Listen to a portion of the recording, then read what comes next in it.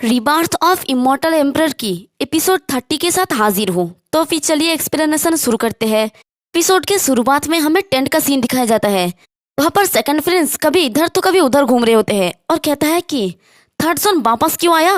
क्या वो अपर रियल में प्रैक्टिस नहीं कर रहा था? लानत है, इस टाइम वापस आ रहा है वो। ऐसे थर्ड सन यानी इसका थर्ड ब्रदर होता है। ये लोग 3 भाई हैं, उनमें से जो फर्स्ट है वो मर गया है और बाकी ये दोनों। पीछे से सर्वेंट कहता है कि यंग मास्टर। तो सेकंड प्रिंस उसे गुस्से में कहता है कि बेकार की बात, इतना इम्पोर्टेंट बात तुमने मुझे अभी बता रहे हो, तुमने मुझे ये पहले क्यों नहीं बताया? सर्वेंट कहता है कि इस सिचुएशन में तभी सेकंड प्रिंस उसे रोकते हुए कहता है कि भूल जाओ, बेकार बेकार का ग्रुप। थर्ड सोन इस बार वापस आ रहा है क्योंकि वो जानता है कि मुझे क्रिस्टल वेन मिला है। वो इसे चुराने के लिए आ रहा है। जाहिर है उसके इरादा बुरा है। गॉड, वो इतना डार्क और मीन क्यों है? सर्वेंट उसे कहता है कि यंग मास्टर, मुझे नहीं लगता कि आपको चिंता करने की जरूरत है। थर्ड सोन हमेशा से ही कल्टीवेट में लगा रहता है, फैमिली मैटर्स में वो ज्यादा ध्यान नहीं देते। ये सुन के सेकंड प्रिंस चिल्ला के कहता है कि तुम बेवकूफ बुढ़े। थर्ड सोन डेफिनेटली लालची किस्म का पर्सन है। बाहर से ऐसा लगता है कि उसे कल्टीवेशन पसंद है, लेकिन अंदर से वो मुझे मारना चाहता है। और वो उस सीन को याद करता है जब थर्ड सोन ने फर्स्ट सोन को मार डाला था और कहता है कि शुरुआत में उसने एल्डर ब्रदर को मार डाला। ये कोई और नहीं जानता, लेकिन मैं इसे अपने आंखों से देखा है। और कोई मानता है कि मेरे कारण ही मेरा एल्डर ब्रदर का मौत हुआ है, लेकिन सिर्फ मैं ही जानता हूँ। थर्ड सोन जो शांत दिखता है वो दुनिया का सबसे खतरनाक पर्सन है। अब जबकि वो इस बार घर आ रहा है तो वो डेफिनेटली मुझे मारने की कोशिश करेगा, जबकि वो अपर रियलम में ट्रेनिंग ले रहा है, इसलिए उसका कल्टीवेशन संभवतः मुझसे ज्यादा होगा। ऊपर वाले लानत है उस पर। तभी कोई कहता है कि सेकंड ब्रदर। तो ये आवाज सुनते ही उसे एक झटका लगता है और वो पीछे की तरफ देखता है। जिस थर्ड ब्रदर के बारे में वो इतने देर से बोल रहा था ये वही है। और वो उसे कहता है कि सेकंड ब्रदर, मैं दूर से भी आपके मेरे बारे में चिल्लाने का आवाज सुन सकता हूँ, आप जानते हैं। हंसते हुए कहता है कि क्या हुआ, क्या आप मुझे बहुत मिस कर रहे थे? और उसे देखकर तो इसके फटने लगता है और हंसते हुए कहता है कि थर्ड ब्रदर, तो तुम इतना जल्दी क्यों आ गए? फोर्सफुली हंसने लगता है। थर्ड ब्रदर भी हंसते हुए कहता है कि क्योंकि मैं आपको बहुत ज्यादा मिस कर रहा था। क्या आप मेरा वेलकम नहीं करेंगे? सेकंड प्रिंस घबरा के कहता है कि मैं ऐसा कैसे ना करूं, तुम मेरे सबसे प्यारे भाई हो। थर्ड ब्रदर अंदर आते हुए सर्वेंट को कहता है कि अंकल झोंग, मैं अपने सेकंड ब्रदर से कुछ बात करना चाहता हूँ, तो क्या आप पहले जा सकते हैं? तो सर्वेंट कहता है कि हाँ, मैं पहले जा रहा हूँ। उसके जाने के बाद थर्ड ब्रदर मुस्कुराते हुए कहता है कि सेकंड ब्रदर, और देखते हैं कि सर्वेंट बाहर आ गया होता है और वो चलते चलते कहता है कि सेकंड यंग मास्टर सस्पिशियस हो रहा है। और इधर टेंट का अंदर का सीन दिखाया जाता है। थर्ड ब्रदर हंसते हुए कहता है कि सेकंड ब्रदर, मुझे ऐसा क्यों लगता है कि आप मुझसे डरते हैं? ये सुन के सेकंड प्रिंस कहता है कि ऐसा बिल्कुल भी नहीं है। तो थर्ड ब्रदर कहता है कि क्या मैं आपको डराता हूँ सेकंड ब्रदर? मैं खून से आपका रियल ब्रदर हूँ, क्या आपको पता है? ये सुन के तो मानो उसे और भी ज्यादा डर लगने लगता है और वो घबरा के कहता है कि तुम क्या करना चाहते हो? वो डर के मारे कपते हुए अपने घुटनों के बल बैठ जाता है। तो थर्ड प्रिंस कहता है कि ब्रदर, मैं जो कुछ भी कह रहा हूँ आप उसे ध्यान से सुने। इधर सेकंड प्रिंस तो डर के मारे कहने लगता है कि मैं तुमसे विनती करता हूँ, मुझे मत मारो ब्रदर। तो ये सुन के थर्ड प्रिंस हंसते हुए उसकी तरफ हाथ बढ़ाता है और अपने हाथ को उसके सर पे रखता है, उसे रब करने लगता है और कहता है कि रिलैक्स सेकंड ब्रदर, मैं आपको नहीं मारूंगा, इसलिए आप रिलैक्स हो जाइए।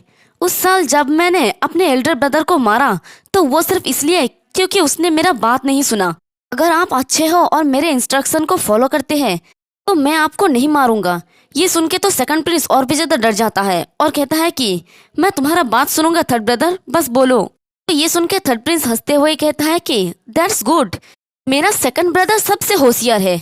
ये सही है सेकंड ब्रदर, मैं आपके पास इसलिए आया हूँ ताकि आपसे कुछ मदद मांग सकूं। मैं आपसे एक छोटा सा काम में मेरा हेल्प करने के लिए कहना चाहता हूँ, और वो है किंग ह्यूमन गेट को डिस्ट्रॉय करने के लिए किसी को भेजना। आप मेरे इस छोटे से फेवर को रिजेक्ट नहीं करेंगे, है ना?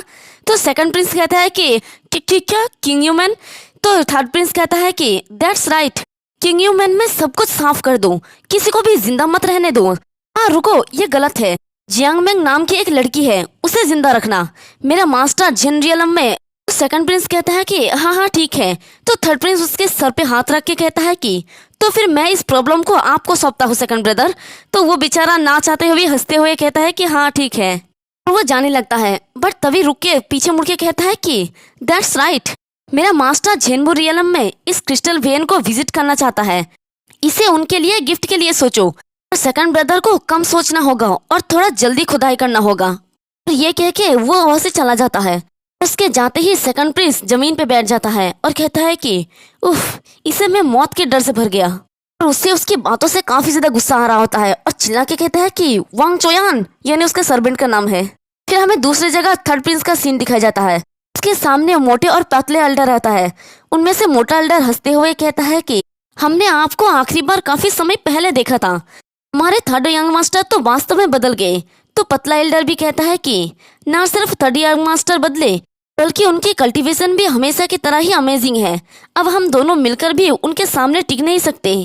तो उन दोनों की बातें सुनकर थर्ड प्रिंस कहता है कि आप दोनों तो मजाक कर रहे हैं, मैं तो बस एक कमजोर लड़का हूँ। रॉयल फैमिली सेकंड ब्रदर की वजह से ही बदल गए हैं।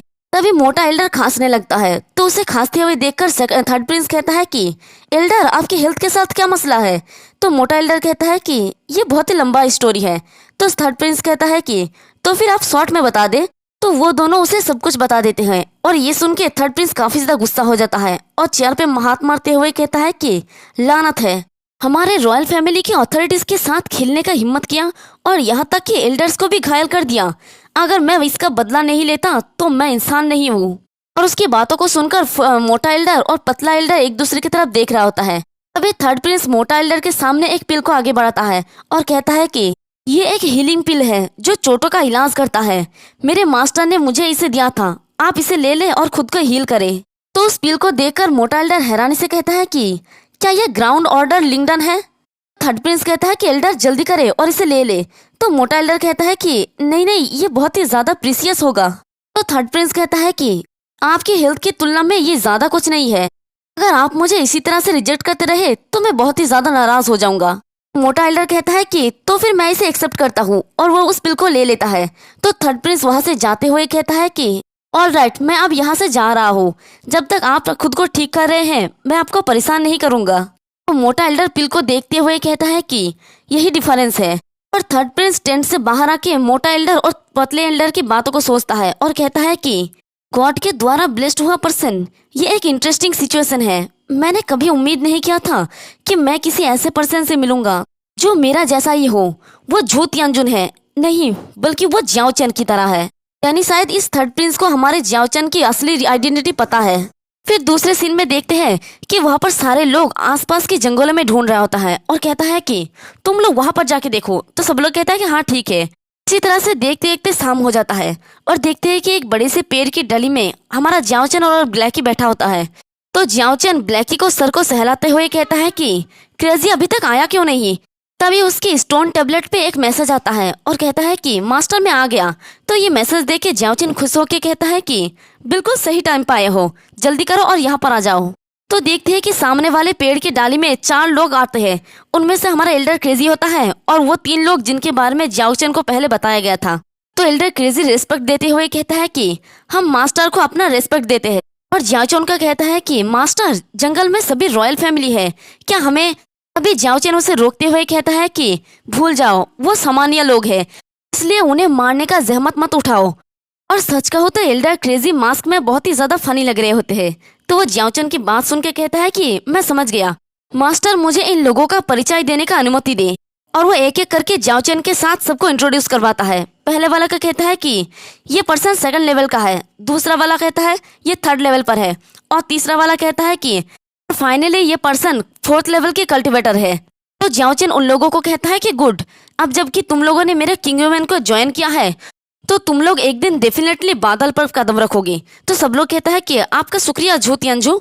और जियाओचन एल्डर क्रेजी को कहता है कि क्रेजी, आज तुम्हारा काम है इन तीनों लोगों को लो और रॉयल फैमिली के लोगों से छुटकारा पाओ। और याद रखना, उन लोगों को ज्यादा हार्म मत पहुंचाना, बस उन लोगों का अटेंशन खुद की तरफ लेना। इन सारे क्रिस्टल को एब्जॉर्ब करने के बाद हम पीछे हट जाएंगे। ये सुन के एल्डर क्रेजी थोड़ा हैरानी से कहता है कि सभी को एब्जॉर्ब करेंगे। तो जियाओचन कहता है कि हाँ ये सही है, इन सभी क्रिस्टल को एब्जॉर्ब करने के लिए एक अगरबत्ती के बराबर समय लगेगा। इस दौरान मुझे तुम सभी पर निर्भर रहना होगा। तो वो सब लोग कहता है कि ठीक है, हम लोग जल्दी से काम शुरू करते हैं। और वो चारों ही वहां से चला जाता है। तो उनके जाने के बाद जाओचन कहता है कि अब हमें बस वो रॉयल फैमिली की वर्कर्स द्वारा सभी थंडर क्रिस्टल का खुदाई पूरा करने का इंतजार करना है।